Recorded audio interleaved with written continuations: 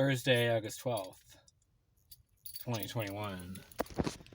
Clark County, Virginia, 7-Eleven gas station, and I got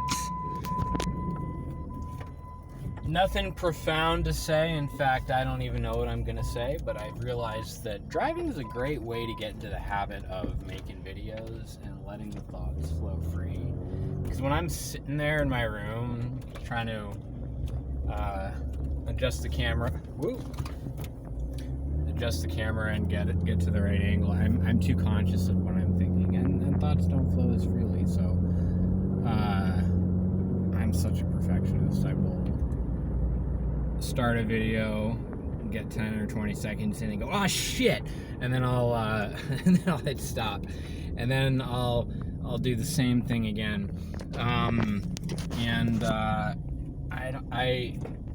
There's this guy named Peter Kane. He does these satirical Bigfoot videos, and he makes and other weird stuff. He's a comedian and an artist, and he does videos about just his daily life, like Peter goes to the grocery store, or Peter does this, etc. And they're entertaining. So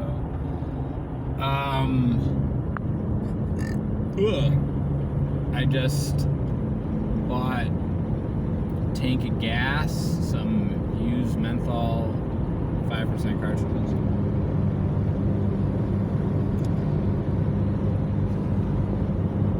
and a Bing energy drink. I need to be careful with the caffeine. I get the energy drinks because I like the taste of the caffeine. Even though caffeine used to have a really powerful effect on me. Like, I would get high off of caffeine. I never drank caffeine the first 18 years of my life, and then my senior year in high school, I discovered Vivrine caffeine pills, and I remember the first time I took it, I went to class, and I was a very introverted person, and I was just like, and I turned to one of my classmates. I was like, I'm on caffeine pills, and they told that story much later. They thought it was really funny, but what sucks is that I would think that going off caffeine for a while would give me that same effect if I hadn't used it for a while. But I've gone for months and it doesn't impact me. I mean, it'll keep me up and it'll give me a little bit of energy. But I'm hyper right now, and I'm 2 sips into this drink, so it's not because of that. Life right now, I'm really getting into YouTube recently. The past year or two, I've been making YouTube videos, and I've got a fair amount, but I'm kind of at the point now where I'm starting to really take it seriously, and I'm starting to actually get into topics that I'm interested in.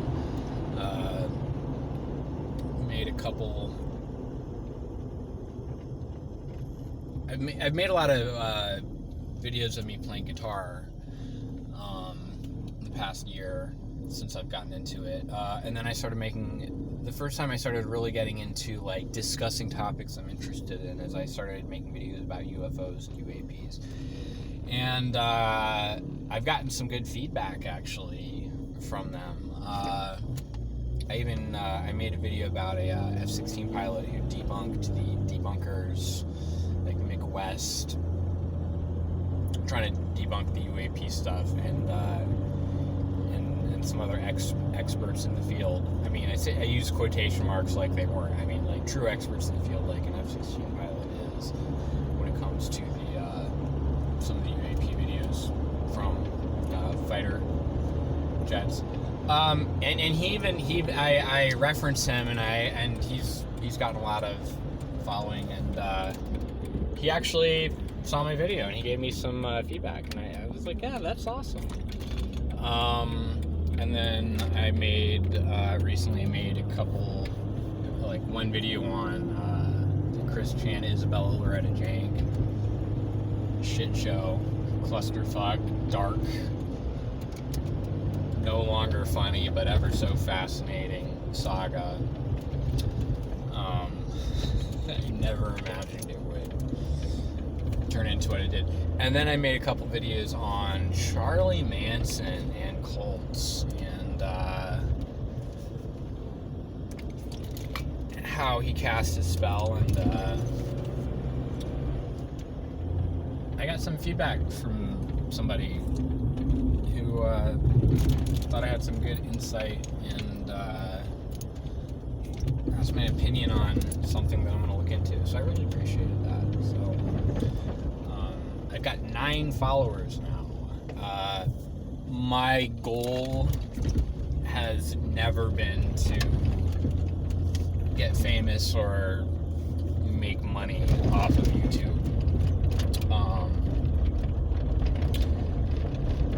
Because that's really hard to do. The time to get into YouTube was back when YouTube, like, it's amazing. I hear kids talk about how their goal, their dream in life is to become a YouTuber, because they see kids and young people who have millions of followers making videos, doing stuff that, like, just, a lot of them are something anybody can do. And they think, oh, well, I could do that. That would be so easy. Unfortunately, it doesn't work like that. Yeah, the market is saturated. And so you have to be really... It's not enough to be talented. You got to be really lucky, too.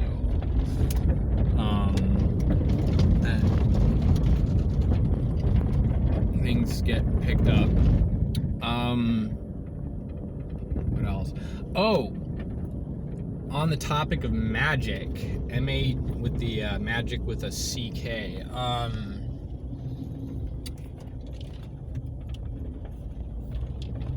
Oh, before I say that, on my YouTube channel, I have 9 followers now, and that's not anything to write home about, but I appreciate that. I think that's really cool. I got 9 people who are interested in my ideas and my thoughts, and so now I'm starting to think more about growing a following, and it's not about being famous. It's not about having 1 million followers. It's just about having, people interested in my ideas, and the more followers I have,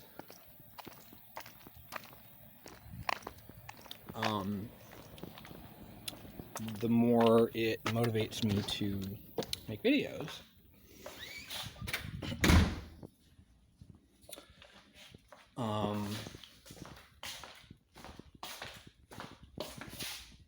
Because I know it's not, there's more of a purpose to it. So yeah, I think so. The most hits I've gotten were for some of my UAP videos. I got some people interested in my Bella Janky video. I have so many topics I want to talk about because I'm into all kinds of shit. Whether it's UFOs, philosophy, theology, politics, society, science, psychedelics. That's a big one. I'm really into psychedelics, but I'm a little bit hesitant to start doing that on YouTube. Just because potential future employers, but I'm definitely going to get into that. But what I really want to get into next is the topic of magic, real magic, how it works, the system. I've been learning so much from Damien Eccles, channel.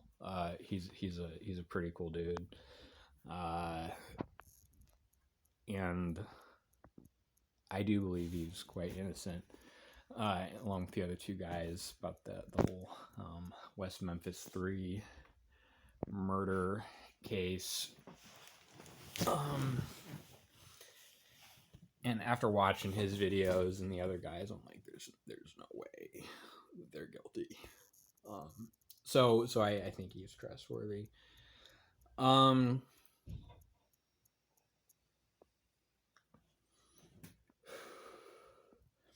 I'd like to make videos that are stories from my life, because I've had a very interesting life. I gotta say that. I've gone through a lot of dark times, a lot of horrible situations, a lot of trauma since I was a young child, and most of my life has felt like just a big old clusterfuck with no purpose to all the stuff that have happened. But when in retrospect, I realized that I had the compensation of at least having some interesting stories. Traveling and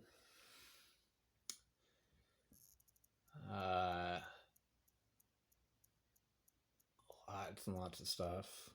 I worked for the CIA. That's kind of interesting. It's at the time that was my career goal, and it didn't turn out to be. But kind of cool that I have that as an event. Something that I'm like, holy shit, I actually did that, even if it was brief. I want to get into topics. I want to get into critical race theory. It's garbage, and it makes me fucking angry. And personally, I think I want to debunk some of it, but I also want to express the opinion that most of it's not worth debunking, because it's like trying to debunk flat earthers. It's just a waste of time. It's like wrestling with a pig. You'll just get dirty, and the pig's gonna enjoy it.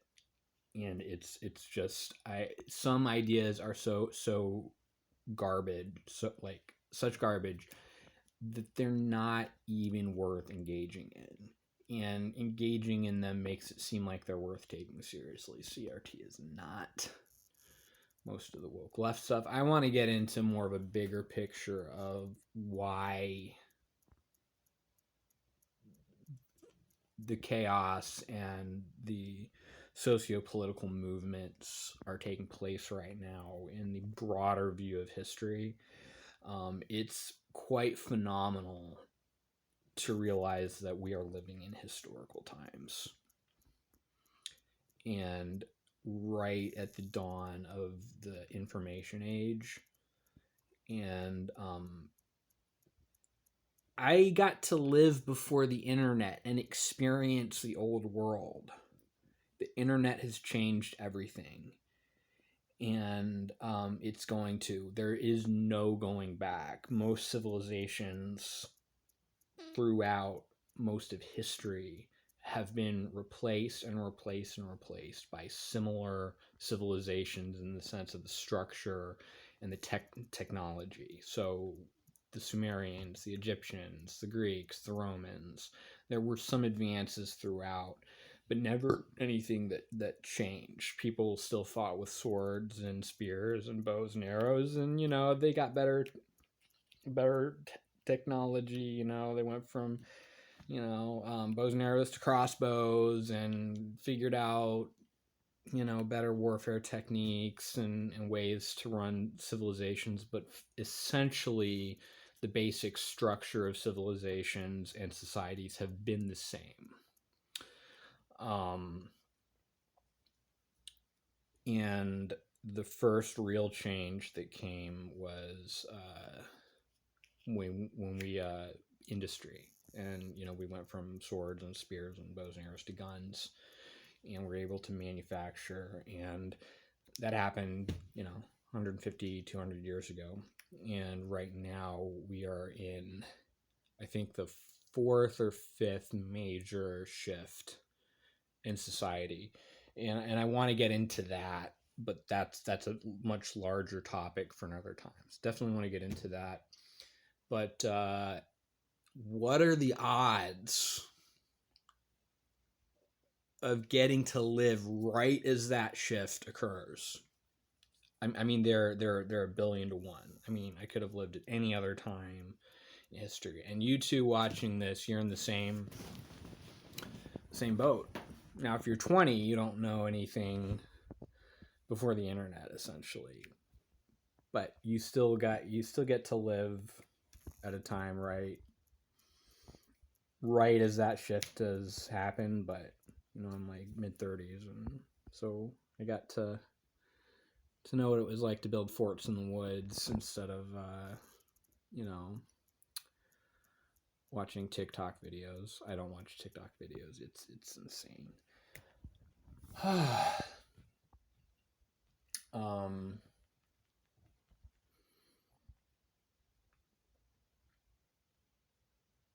We're entering, the world is changing so fast that it's become unstable because we're essentially experiencing what's called future shock. Psychologically, we can't handle the rapid change that really got going when Trump was elected. And the election of Trump is going to be looked back in history as the linchpin on which everything changed. Obama getting elected, that was symbolically significant, and I think it was a positive thing. Whether you like him or don't like him, agree with him or disagree with him, he electing the first black president is very significant. And I think it's a good thing. And personally, I don't agree with him on everything, but I think he's a cool guy. I like him personally. I think he's really smart. I think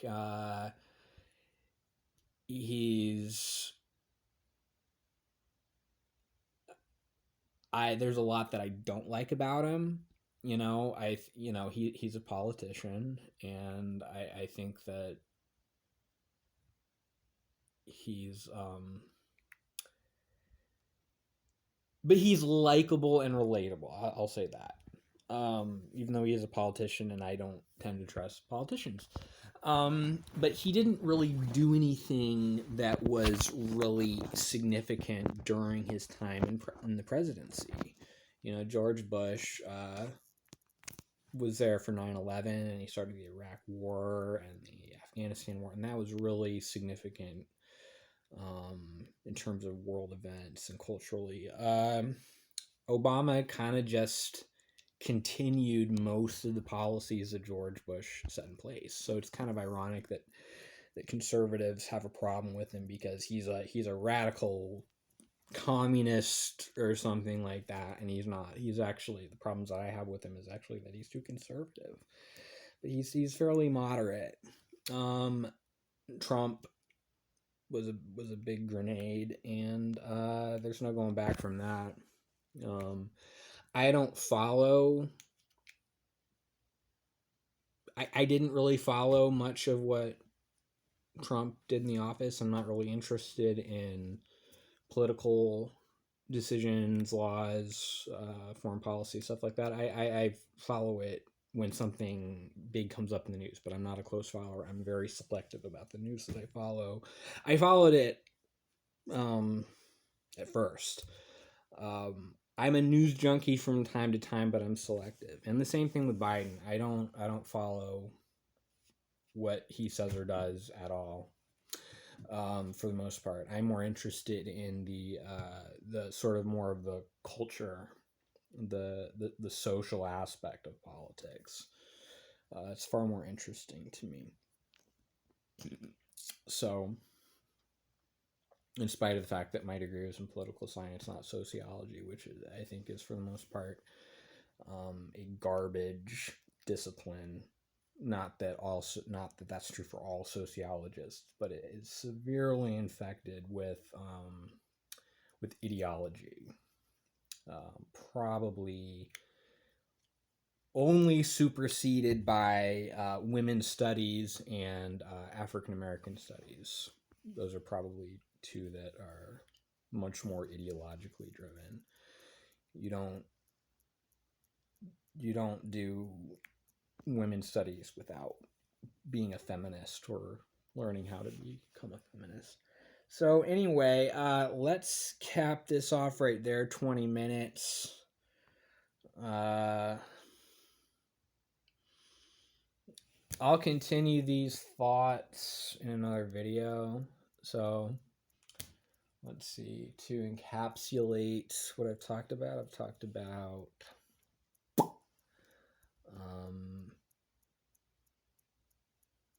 a lot about YouTube, my goals with YouTube, purpose in doing videos. I started off talking about how it's good to just make videos while you're in the car, so as not to get too self-conscious. Get into all the stuff I'm interested in, like UFOs, UAPs. Listed all the different topics I'm interested in: politics, society. Want to make videos on stories from my life, kind of looking at my life in retrospect, and then the changes in society as a whole, the how to understand the nature of the times that we're living in.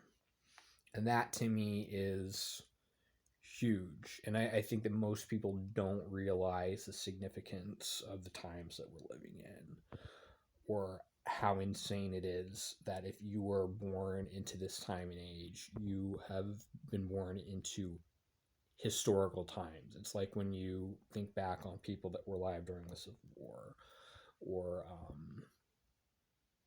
even the 60s.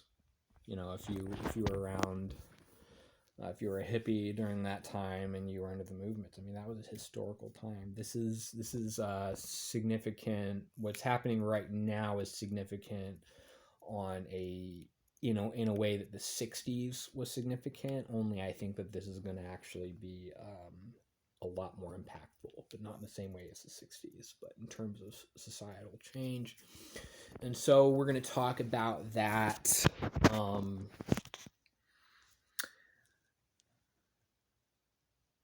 I said we're going to talk about that. And I say we, you know, not the royal we. I mean, I'm going to talk about it, but I think I want to have a discussion. You know, it's like somebody's watching. It's like, yeah, let's do this, because that's really the goal, is to get people thinking. And I think that I'm going to have a significant impact on the coming social changes. And YouTube is a great way to get my ideas out there. And I think that I'm still fairly young. I've got quite a few decades left to live, and I think that my ideas are going to have some level of impact on the world around me, and that might be just a few people. It might be bigger than that. Who knows? But I think that some of these ideas that I've been thinking about and writing about are really significant. Also, really want to get into Jung. Want to get into my theories on numerology, shamanism, and high magic, ritual magic. I've only gotten into that in the past year, but I've been into shamanism for a lot longer than that, and studying magic and working with it is kind of a way to put shamanism into practice, because I do consider myself to be a shaman. As weird as that might sound to some people that have known me as more of just an awkward nerd. I mean, more than that, but you know, it's, for all intents and purposes, I would consider myself a shaman, and that's, to me, that shaman work is, to me, the highest calling that I can think of.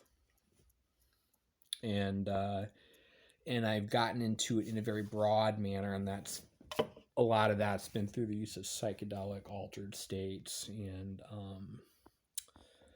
and sort of stuff that I've discovered on my own, including synchronicities and the like. But magic is a really great more of a coherent structure that God taught me shamanism, but the concepts of high magic I've learned from other places. So that's all I got to say about that.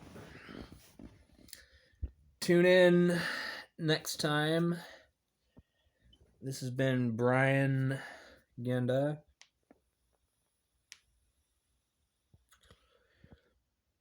On life and all else that I'm thinking about. And appreciate you watching. I'm talking to you. You're awesome. Thank you for hearing my thoughts. Give me a like. Give me a subscribe if you want to. Really appreciate it. It's a good motivator to keep going.